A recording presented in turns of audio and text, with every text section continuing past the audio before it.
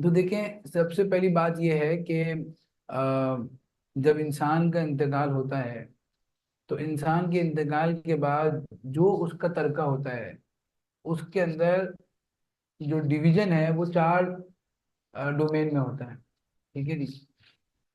लेकिन चार डोमेन में क्या डिवाइड होता है, वो उसका इनहेरिटेड प्रॉपर्टी या उसकी वर्षा या तरका होता है। तो सबसे पहले तो ये डिसाइड होना जरूरी है कि मेरे इंतकाल के बाद, द मोमेंट की मेरी लास्ट ब्रेथ हो, उस वक्त ये डिसाइड होना बहुत जरूरी है कि मेरी ओनरशिप क्या है। ठीक है। यानी अगर ये मेरा घर है, ठीक है, इसमें मेरी वाइफ भी है, मेरे बच्चे भी हैं, तो क्या ये कुर्सी मेरी है या मेरी वाइफ की है? क्योंकि अगर ये मेरी है तो ये मेरे विरासत में आएगी, और अगर ये वाइफ की है तो उसका मेरी विरासत से कोई ताल्लुक नहीं है। तो इस्लाम ये चाहता है कि मुसलमानों के अंदर ट्रांसपेरेंसी हो, मुसलमानों के अंदर क्लैरिटी हो कि कौन सी चीज किसकी मिल्कियत है। देखिए, जक़ात भी किस पे आती है? पर्सनल ओनरशिप पे आती है, कलेक्टिव पे तो नहीं आती।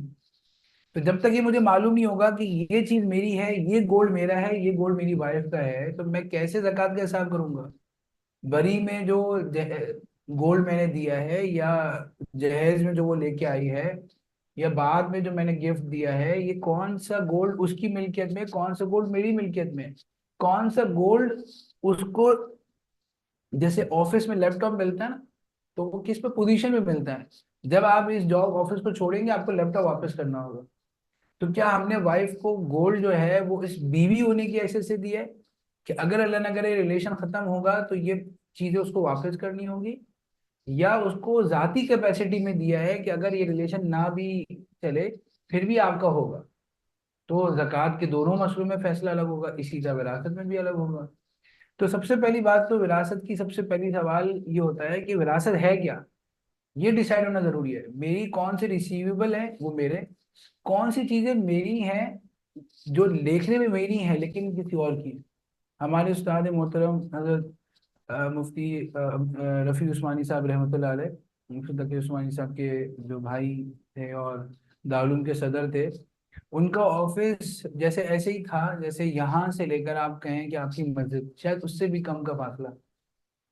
तो वो फरमाया करते थे कि जब मैं अपने ऑफिस से निकल के घर जा रहा होता हूँ या घर से निकल के ऑफिस आ रहा होता हूँ, तो मेरी जेब में दो तरह के पैसे होते हैं। बाद औक़ात के बाद औक़ात रास्ते में कोई बंदा मुझे कह देता है, हजरत ये पैसे लें और ये दारूल के लिए सदका है।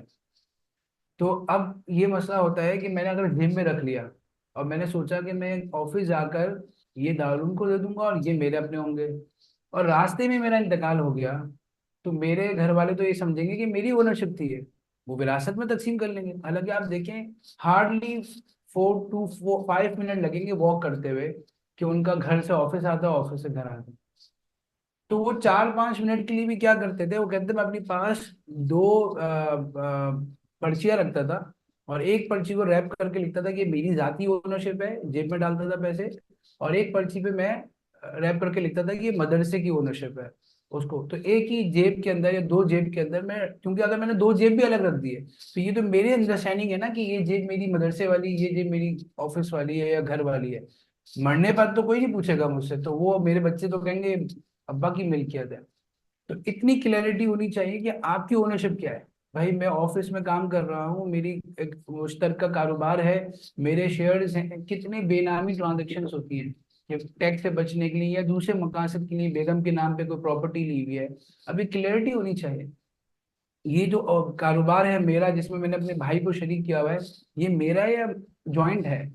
ये जो कारोबार है जिसमें मैं अपने बेटे को शामिल किया हुआ है, क्या ये इक्विटी में शामिल है या वो मेरे साथ असिस्टेंट के तौर पे काम कर रहा है? दोनों के रूल अलग होंगे। इक्विटी में शामिल है यानी पार्टनर है, तो वो भी पार्टनर है, पूरा विरासत में तकसीम नहीं होगा।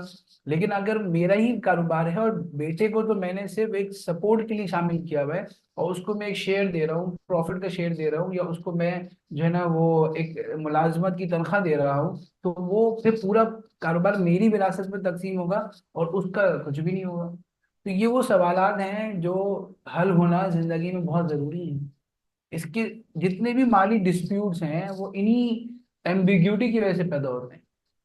अब सबसे पहला पैगाम तो एक मुसलमान को ये होता है कि भाई आपकी जिंदगी के बाद जो मसाइल पैदा होंगे वो एक आपकी विरासत से पैदा होंगे, और विरासत पहले तयन होगा कि विरासत में तकसीम क्या करना है। तो पहली बात तो हमने ये बात की।